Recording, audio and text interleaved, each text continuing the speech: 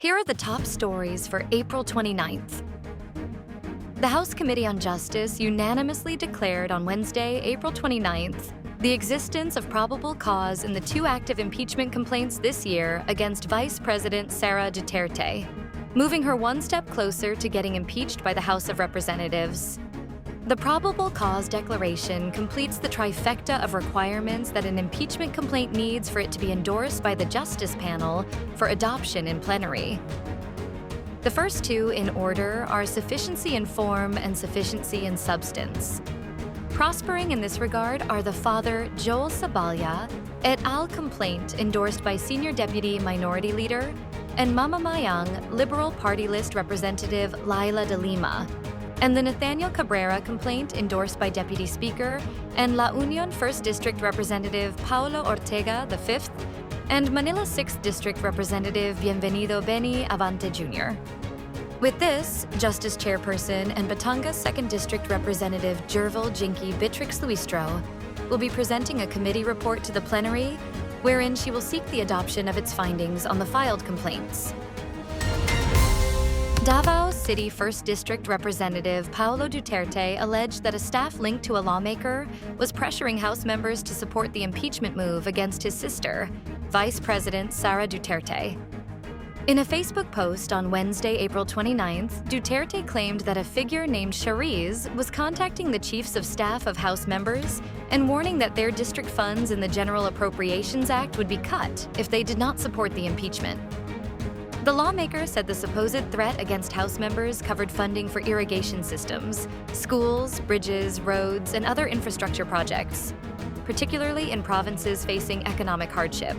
Duterte also claimed that even funds intended for social services would not be released, and added that the public was being punished in what he described as a desperate attempt to eliminate a political opponent. The Malacanang has reported that the country's buffer stock in fuel has increased, now amounting to 54 days according to the Unified Package for Livelihoods, Industry, Food and Transport Committee.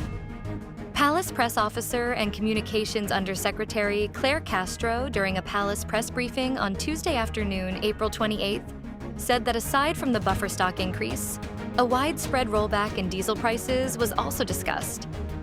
She also said the country's fuel and food situation was discussed and assessed during the Uplift Committee meeting at the Palace presided over by President Marcos, adding that there is a sufficient supply of rice, chicken, and pork in the Philippines that will last until the end of the year. President Marcos has announced that the maternity coverage for normal deliveries and cesarian sections under the Philippine Health Insurance Corporation will increase starting tomorrow on April 30th.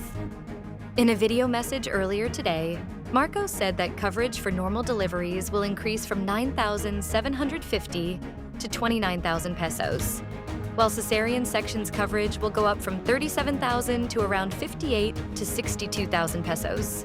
Marcos emphasized the need to expand PhilHealth's maternity coverage as he recognized how expensive childbirth can be, which includes checkups, laboratory tests, hospital bills, and medicines.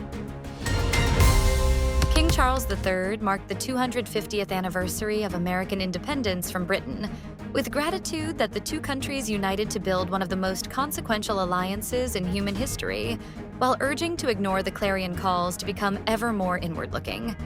Speaking on Tuesday to a joint session of the U.S. Congress, Charles repeatedly highlighted the historical and cultural ties that he said have cemented an enduring bond between the United States and the United Kingdom.